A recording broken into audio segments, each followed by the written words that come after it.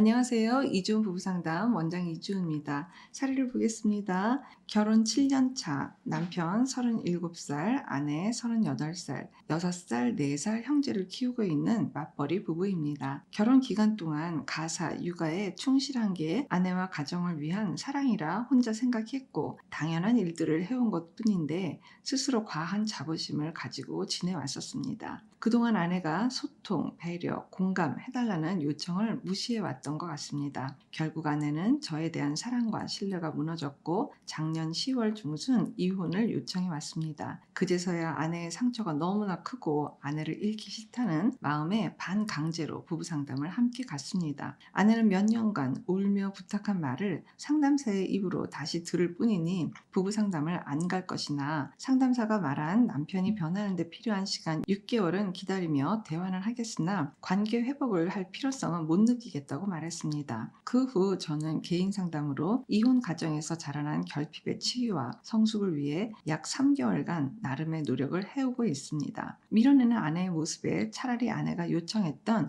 이혼이 낫겠다는 생각이 수천 번 들었지만 내가 힘들면 아내도 힘들 것이며 그동안 최선을 다한 아내는 내가 준 상처로 무너졌으니 내가 책임지고 변해야 한다는 생각을 가지고 버텨왔습니다.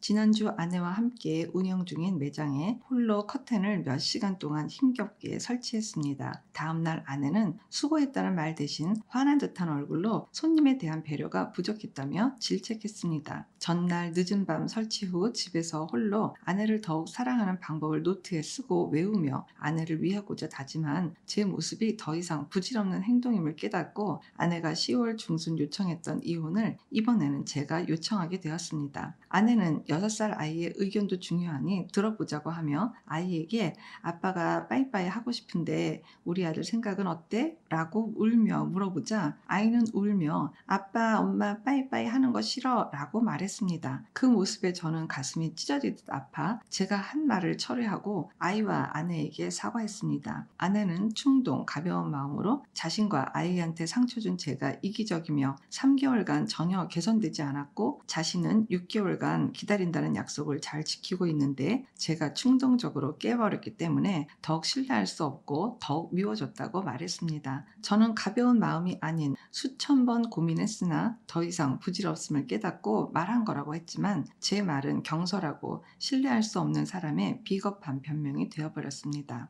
또한 제가 퇴근해서 집에 올 때만 되면 아내는 내가 너무 싫어서 몸에서 두드러기가 나고 다른 여자 만나서 마음 편히 사는 게 어떻겠냐는 말을 하고 싶었지만 6개월간의 약속 때문에 참고 있었으며 남편과 대화도 하며 좋게 생각해 보려고도 했고 사이가 회복되는 것도 상상해 보는 듯 노력을 했으나 전혀 상상되지 않았다고 말했습니다. 그리고 이번 일로 제가 더욱 싫고 신뢰할 수 없으나 제가 버틸 수 없다고 하였기 때문에 아이를 위해 다시 한번 본인도 대화 등의 노력은 해보겠으나 제가 너무 싫기 때문에 저와 관계 회복을 기대하지 말라고 말했습니다. 저는 이제 뭐가 뭔지 모르겠습니다. 지쳤습니다. 아내의 말대로 저는 개인 상담을 받아도 변한 것 없이 아이와 아내에게 상처 준 이기적인 사람인 것 같습니다. 10월 중순에 있었던 변화와 개선에 대한 자신감과 의지는 사그라들고 이제는 포기하고 싶습니다. 하지만 두 번 다시 아이의 우는 얼굴은 보고 싶지 않습니다. 저희 가정은 어떻게 하면 좋을까요?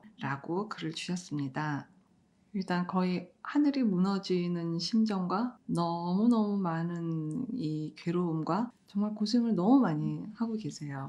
이런 노력들이 조금 더 효과적으로 돼야 되지 않을까 싶은 생각이 들어서 몇 가지를 조금 짚어드리는 쪽으로 갔으면 해요. 얼마 전에 이와 지금 비슷한 내용의 영상을 올렸기 때문에 그 영상도 함께 참고해서 보시면 많은 도움이 되실 거라고 생각됩니다. 우선 아내를 더욱 사랑하는 방법을 노트에 쓰고 외우신다고 했거든요. 그거를 안 하셔야 되겠어요.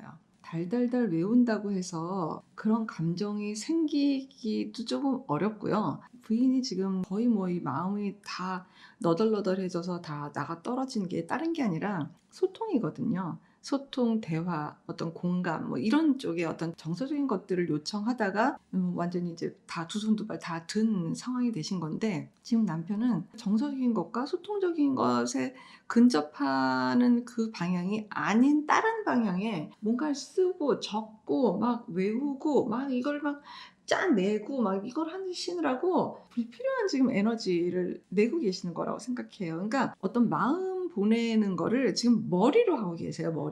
머리로 해서는 이게 전달력이 완전히 이게 떨어져 가지고 아내가 지금 요청하고 있는 어떤 정서적인 그쪽 영역을 죄송한데 진짜 못 가고 계세요.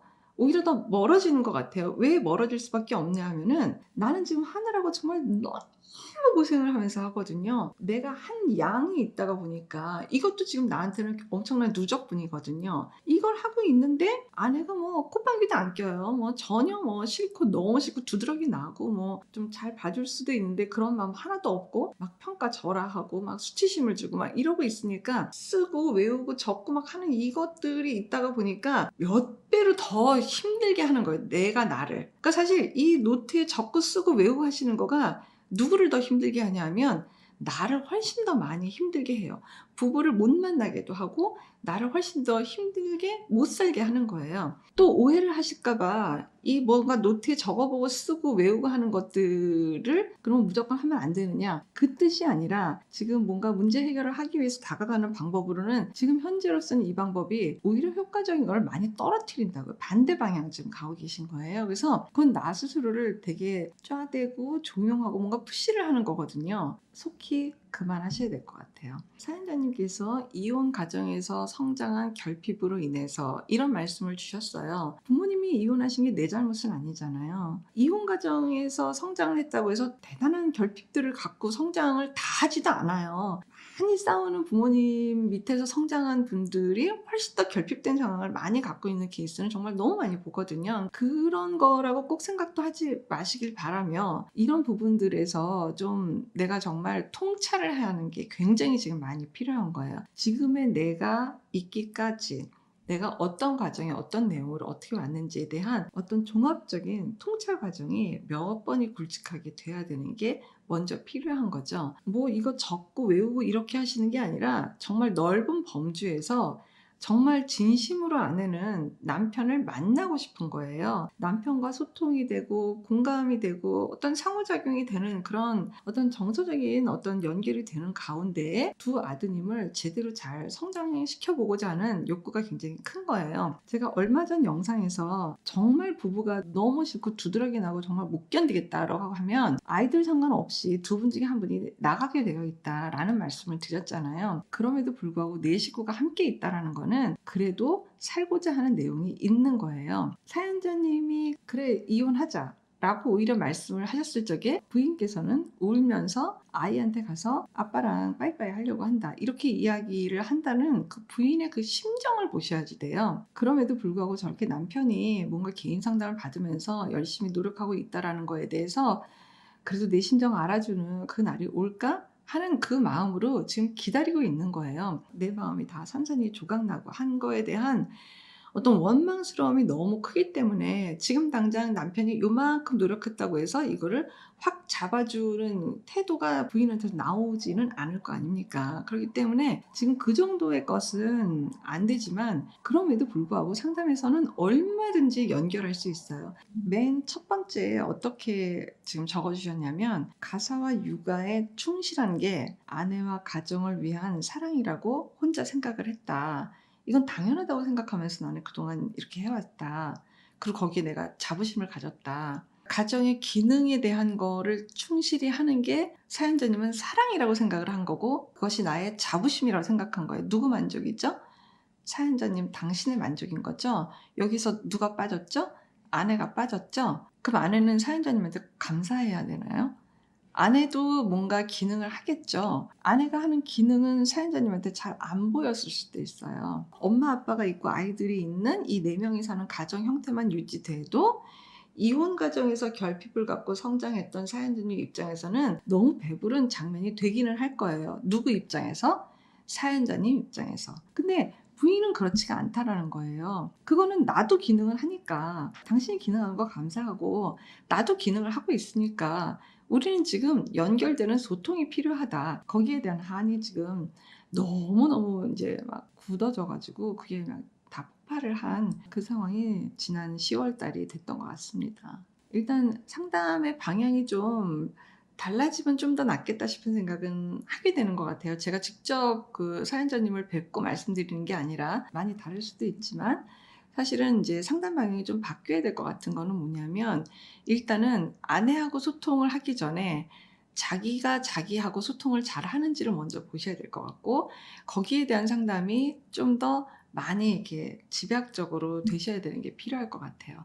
그래야 아마 아내하고 소통이 잘 되실 수 있을 것 같다는 생각이 듭니다. 그래서 지금 어떤 현상적으로 뭔가 쓰고 외워서 아내를 사랑하는 법을 막 터득을 해서 막 이렇게 하고 이거는 지금 방법이 아닌 것 같다라는 얘기는 꼭 드리고 싶어요. 아내가 지금 부부 상담을 갈 의지가 전혀 없는 만큼 일단은 상담은 남편이 하시는 게 제일 맞는 방법 같아요. 그러니까 먼저 하시고 남편 상담이 정말 제대로 잘 된다라는 느낌을 아내가 옆에서 받으면 아내도 어쨌든 가정을 유지하고 싶은 마음이 아내 내면에는 지금 커요. 그러니까 제가 직접 뵙지 않았지만 분명히 아내 내면 안에 그래도 가족이 네 식구가 함께 살면서 아이들 잘 키우고 싶은 그런 마음, 남편하고 정말 진심으로 소통을 원했던 그런 아내의 정말 내면에 깊이 있는 그 소망은 지금도 있고 커요. 그렇기 때문에 지금 우리 네 가족은 한 장에 같이 있는 거거든요. 한 집에 같이 있는 거거든요. 그래서 남편이 자기 개인 상담 영역, 자기 어떤 감정 정서, 개인 내면의 통찰에 대한 걸 훨씬 더 깊이 있게 잘 상담을 받으시는 게 굉장히 중요할 거라고 말씀을 꼭 드리고 싶습니다. 정말 부부가 함께 솔직하셨으면 좋겠어요. 용기 내시기 바랍니다. 고맙습니다. 건강한 부부 애착이 나라를 살립니다. 오늘도 영상 시청해 주셔서 감사합니다. 고맙습니다.